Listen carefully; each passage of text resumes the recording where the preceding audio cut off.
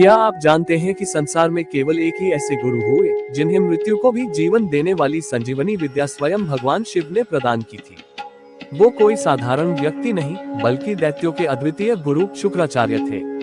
वैदिक काल में जब देवताओं और दैत्यों के बीच लगातार संघर्ष होते थे तब दैत्यों की हार निश्चित मानी जाती थी, परंतु दैत्यों को एक ऐसा गुरु मिला जिसने उनका भाग्य बदल दिया। वह थे दैत्य गुरु शुक्राचार्य, जिन्हें कवि, भार्गव और उष्णा नाम से भी जाना जाता है। शुक्राचार्य का जन्म महर्षि भृगु के पुत्र च्यवन ऋषि और कन्या पुण्या के घर हुआ। वह अत्यंत तेजस्वी, बुद्धिमान और तपस्वी थे। उनके पिता और परिवार में दिव्य ऋषि होने के कारण शुक्राचार्य को बचपन से ही असाधारण ज्ञान प्राप्त हुआ। शुक्राचार्य और बृहस्पति दोनों एक ही समय में शिक्षा ग्रहण कर रहे थे। एक ही गुरु महर्षि अंगिरस, परंतु अंगिरस हमेशा अपने पुत्र बृहस्पति को अधिक महत्व देते थे। शुक्राचार्य को ये पक्षपात खटकता था, इसलिए उन्होंने अपनी साधना और ज्ञान किसी दूसरे मार्ग से सिद्ध करने का निर्णय लिया। शुक्राचार्य ने देवताओं की ओर से हटकर दैत्यों का पक्ष चुना, क्योंकि दैत्य समाज में उन्हें वह सम्मान मिला जिसे वे योग्य समझते थे।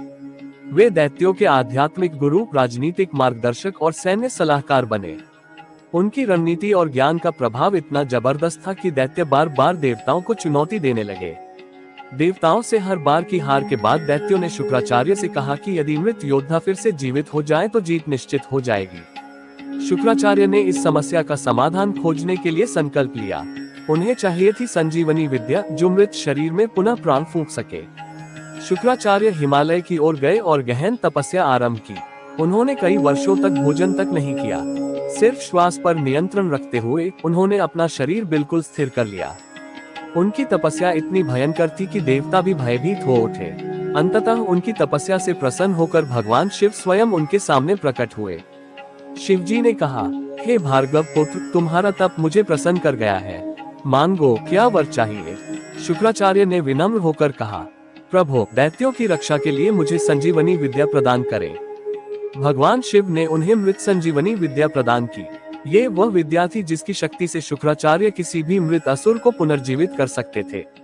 शिवजी ने चेतावनी भी दी, यह विद्या केवल धर्म और न्याय की रक्षा के लिए उपयोग करना, अन्यथा इसका दुरुपयोग विनाश ला सकता है। जब देवताओं को पता चला कि दैत्यों के पास अब मृत्यु को मात देने वाला गुरु है, तो इंद्र सहित सभी देवता भयभीत हो गए। युद्धों में दैत्यों को मिलने लगा अविश्वसनीय लाभ। शुक्राचार्य की संजीवनी विद्या ने युद्ध की पूरी दिशा बदल दी। शुक्राचार्य केवल एक शिक्षक नहीं थे, वे राजनीति, आयुर्वेद, खगोल, नैतिकता और कूटनीति के महान ज्ञाता थे। उनके शिष्य दैत्यराज बलि ने तो देवताओं को भी पराजित कर दिया था। शुक्राचार्य ने दैत्यों को अनुशासन, नीति और न्याय के साथ जीवन जीने का मार्ग दिखाया। ये कथा हमें सिखाती है कि सच्चा ज्ञान किसी भी वर्ग या समाज की सीमा में बंधा नहीं होता। ज्ञान वही है जो तपस्या, प्रयास और दृढ़ संकल्प से प्राप्त होता है। शुक्राचार्य की संजीवनी विद्या हमें ये भी बताती है कि दिव्य शक्तियां तभी फलदायी होती हैं जब उनका उपयोग सही उद्देश्य के लिए किया जाए। आज भी शुक्र ग्रह का नाम इन्हीं के सम्मान में रखा गया है। दैत्य गुरु शुक्राचार्य, वो महागुरु जिन्हें स्वयं शिवजी ने अमृतत्व प्रदान करने वाली विद्या दी थी। एक क्लिक से सपोर्ट मिलेगा। चैनल को सब्सक्राइब कर दीजिए।